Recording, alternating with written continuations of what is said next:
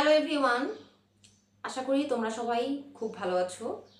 আমি যেহেতু বলেছিলাম যে গ্রামারের ক্লাস শুরু করব, তাহলে চলো আজকে থেকে শুরু করা যাক। ঠিক আছে, লেটস গো, চলো শুরু করা যাক। আজকে আমরা কি শিখবো? আমি যেহেতু বলেছি একদম শুরু থেকে তোমাদেরকে শেখাবো, সেই জন্য আজকে আমরা শিখবো লেটার অর অ্যালফাবেট। আসো আমরা তাহলে জেনে নিই লেটার আর অ্যালফাবেট কাকে বলে। Letter and alphabet.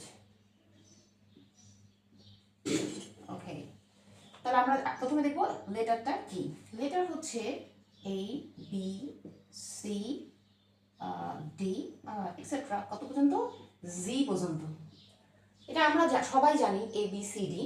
তাহলে এই যে এক একটা আলাদা করে প্রতীক অর্থাৎ চিহ্ন, এ এটা নির্দিষ্ট একটা, তাহলে এটাকে কি বলা হয়? একটা লেটার। মানে এ একটা লেটার, বি একটা লেটার, সি একটা লেটার, ডি একটা লেটার, অর্থাৎ প্রত্যেকটা আলাদা আলাদা না, সবার আলাদা আলাদা চিহ্ন এবং আলাদা আলাদা পরিচয় আছে। তা আমরা এই যে তাহলে ইংলিশের ভাষায় কতটি লেটার্স আছে? কতটি? 26টি না? 26টি, সরি 26টি লেটার্স লেটার্স আছে। তাহলে এই যে 26টি লেটার্স, লেটার লেটার নিয়ে কি হয়েছে? লেটার্স লেটার্স ওকে। তো এই 26টি লেটার্স নিয়ে হচ্ছে লেটার্স। তার আমরা একটা নাম দিয়েছি, সেটা কি? অ্যালফাবেট। এই যে 26টি লেটার্স, এর এর হচ্ছে এটা একটি দল বা কি বলা হয়? সেট। তাই এর নাম হচ্ছে কি? অ্যালফাবেট। অ্যালফাবেট আমরা নাম শুনেছি না? এটা আমরা যেমন বাংলাতে কি বলি? বর্ণমালা। সেই বর্ণমালাটাই হচ্ছে অ্যালফাবেট। এখন অনেকের প্রশ্ন আসতে পারে, এখানে তো 26টি লেটার্স মিলে কাজ করতেছি, তাহলে বর্ণ মানে অ্যালফাবেটস কেন হচ্ছে না? আসে না এরকম মনে প্রশ্ন যে অ্যালফাবেট কেন হলো? সাথে তো অ্যালফাবেটস হতে পারতো, এখানে কেন হয়নি? আসলে এই বিষয়টা ক্লিয়ার করে নেই। অ্যালফাবেট এখানে বলা হয়েছে একটি ভাষার সেটের কথা বলা হয়েছে। এটা কি একটা ভাষার সেট না, শুধু ইংলিশ ভাষার সেট, সেজন্য এটা সবসময় সিঙ্গুলার, মানে হচ্ছে অ্যালফাবেট হবে। আসো আরো সহজভাবে বুঝা দেই। ধরো আমরা একটা পরিবারে থাকি, তো আমাদের পরিবারের সদস্য সংখ্যা কত? ধরো 4 জন।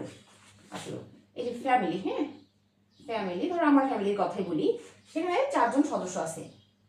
বাবা, মা, ভাই এবং হচ্ছে বোন।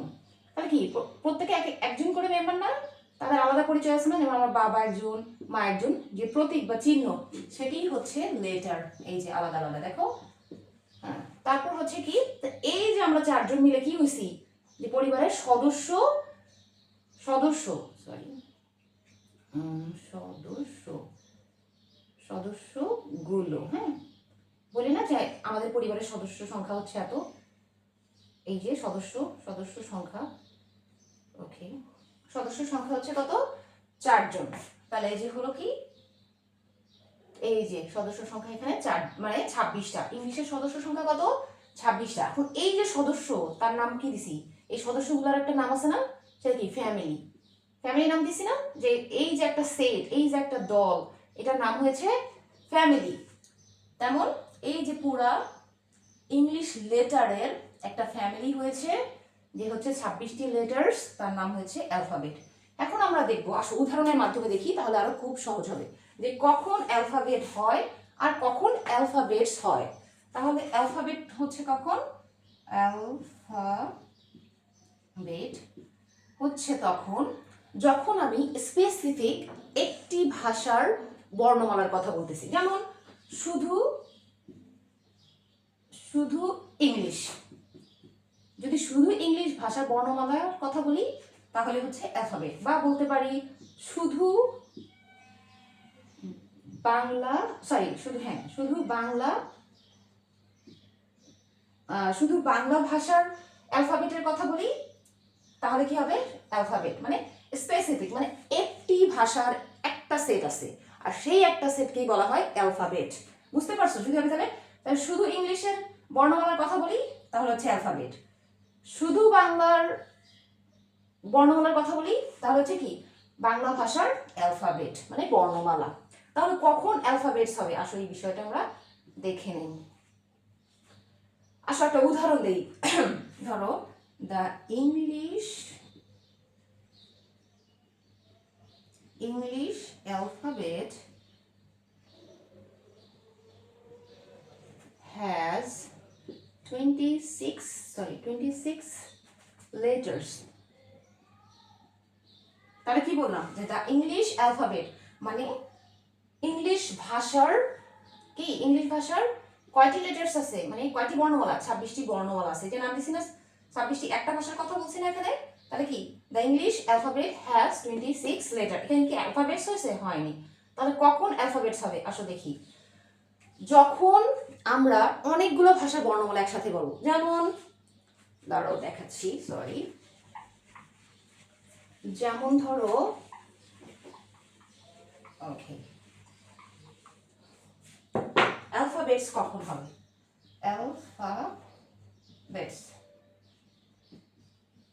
অ্যালফাবেটস ধরো যখন আমি বলতেছি অনেকগুলো ভাষার বর্ণমালা যেমন ধরো বাংলা তারপর হচ্ছে ইংলিশ ইংরেজি ফরাসি এই যে যখন আমি একসাথে অনেকগুলো ভাষার বর্ণমালার কথা বলবো বাংলা ইংরেজি ফরাসি একসাথে বলতেছি তখন যে একসাথে এতগুলো ভাষা বর্ণমালা যখন বলবো তখন অ্যালফাবেটস ইউজ হয় তাহলে চলো একটা এক্সাম্পল দেখে নেই যে he knows the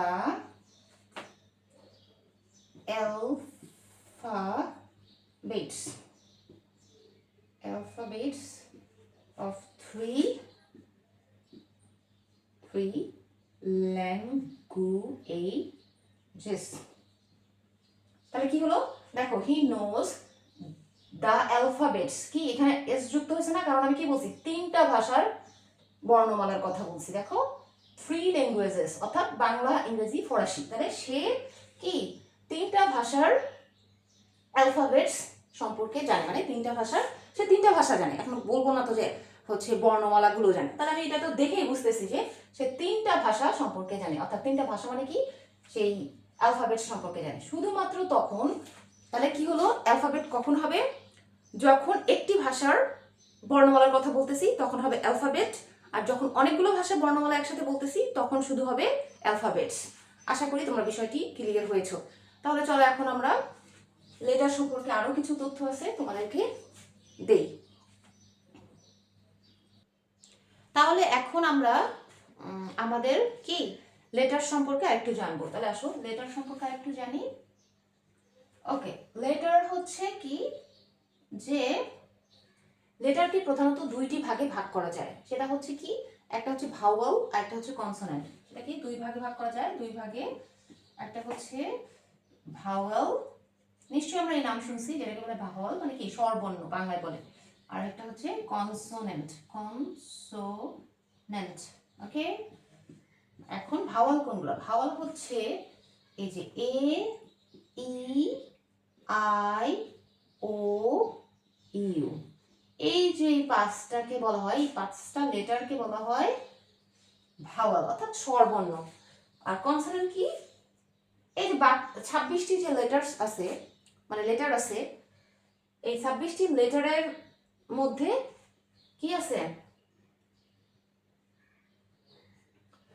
A E I O you এটা হচ্ছে ভাওয়াল আছে এটা ছাড়া এই যে এই পাঁচটা ছাড়া বাকি যেগুলো আছে যেমন বি সি মানে বাকি আরো আদার্স যে লেটারগুলো আছে সেগুলো হচ্ছে কি কনসোনেন্ট এখন এখানে আবার আমরা অনেকে বলি কি যে দেখো লিখলাম কিন্তু এখানে একটা কি কথা আছে সেটা কি আরেকটা হচ্ছে সেমি ভাওয়াল হ্যাঁ সেমি ভাওয়াল সেটা হচ্ছে এই যে ডাব্লিউ এবং ওয়াই এই দুটোকে বলা হয় হচ্ছে সেমি ভাওয়াল অর্থাৎ এই দুটা লেটার ডাব্লিউ এবং হচ্ছে ওয়াই এটা কখনো ভাওয়ালের মতো কাজ করে এই দুটা কখনো ভাওয়ালের মতো কাজ করে আবার কখনো কি করে কনসোনেন্টের মতো কাজ করে এটা আমাদের শিখে রাখতে হবে বিভিন্ন জায়গায় এগুলোর অনেক কাজ আছে যে কোনটা কনসোনেন্ট কোনটা ভাওয়াল এটা আমাদের লাগে গ্রামারে তো আমরা জেনে রাখলাম তাহলে ভাওয়াল হচ্ছে বাকি এই কয়টা আর কনসোনেন্ট হচ্ছে বাকি যেগুলো আছে সেগুলো আর সেমি ভাওয়াল হচ্ছে এইটা ডাব্লিউ এবং ওয়াই আবার লেটারকে হচ্ছে কি দুই ভাবে লেখা যায় একটা হচ্ছে আপার কেস অর কি অথবা ক্যাপিটাল লেটার্স। ওকে, মানে বড় হাতের, যেমন এ বি, এই বড় হাতের আর কি, বড় হাতের। আর হচ্ছে লোয়ার কেস বা কি স্মল লেটার্স। তাহলে কি হবে এ বি সি, এগুলো হচ্ছে স্মল লেটার। ওকে, তাহলে আসো আরো কিছু জেনে নেই। আরো কিছু আছে যে এখন আমরা জানবো যে কখন এই যে সেমি ভাওয়াল, কখন সেটা ভাওয়াল। আমি একটু আগে বললাম না যে এই দুটা কখনো ভাওয়ালের মতো কাজ করে, আবার কখনো হচ্ছে কিসের মতো কাজ করে, কনসোনেন্টের মতো কাজ করে। তাহলে আমি এটার ব্যবহারটা জেনে নেই যে কখন এটা ভাওয়ালের মতো কাজ করতেছে, কখন এটা কনসোনেন্টের মতো কাজ করতেছে। আসো দেখে নেই।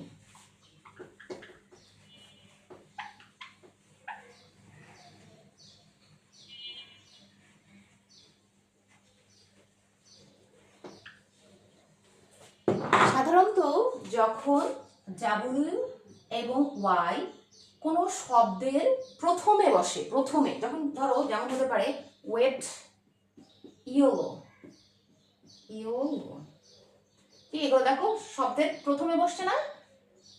শব্দের প্রথমে যখন বসে তখন এই সেমি ভাওয়ালগুলা কিসের মতো কাজ করে, কনসোনেন্টের মতো কাজ করে। ও আরেকটা জিনিস আমি ভুলে গেছি বলতে, যে ভাওয়াল হচ্ছে মানে এমন বর্ণ যেগুলো কি করে উচ্চারণের সময় কারো সাহায্য নেয় না।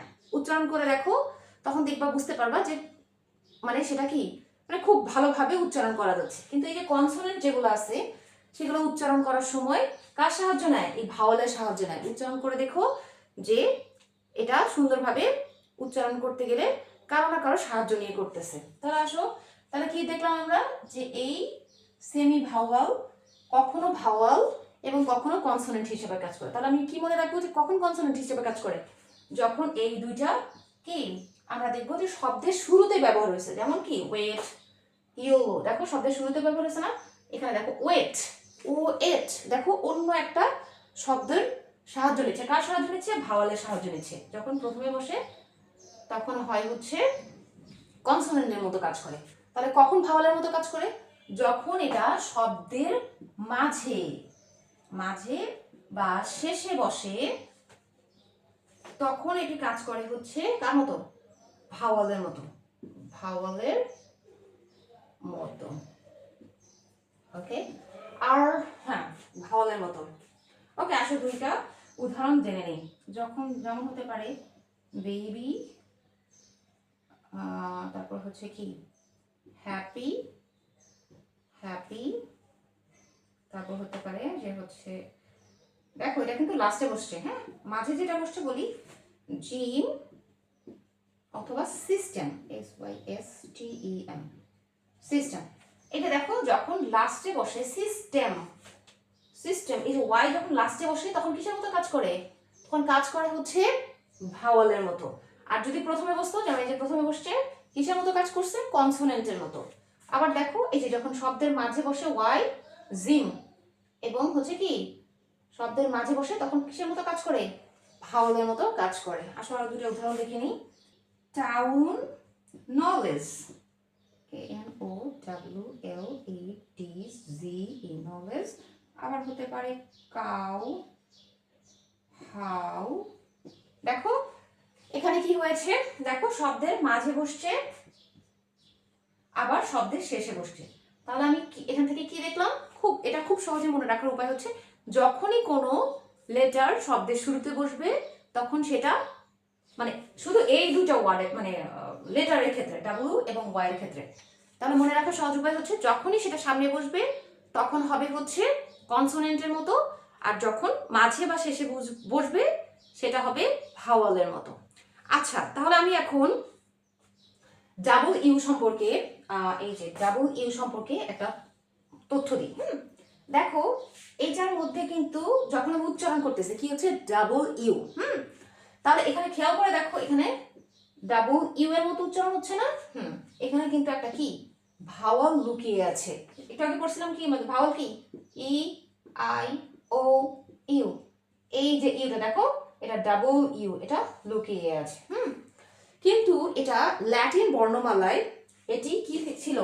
ল্যাটিন বর্ণমালায় আগে এটা ইউজ করা হতো হচ্ছে ডাবল ইউ এবং ডাবল ভি এর মতো। পরবর্তীতে এটা সংশোধন হয়ে কি হয়েছে, মানে পরবর্তীতে এটা আলাদা একটা রূপ নিছে, বর্তমানে যেটাকে আমরা বলি ডাবল ইউ। ওকে, এই আশা করি তোমাদেরকে আমি লেটার এবং আলফাবেট সম্পর্কে বলতে পারছি, মানে বুঝাইতে পারছি আশা করি। যদি কোনো ভুল ত্রুটি হয়ে থাকে প্লিজ ক্ষমার সুন্দর দৃষ্টিতে দেখবেন, কারণ আমি আসলে কখনোই মানে কি বলবো যে ক্যামেরার সামনে এসে কথা বলি না।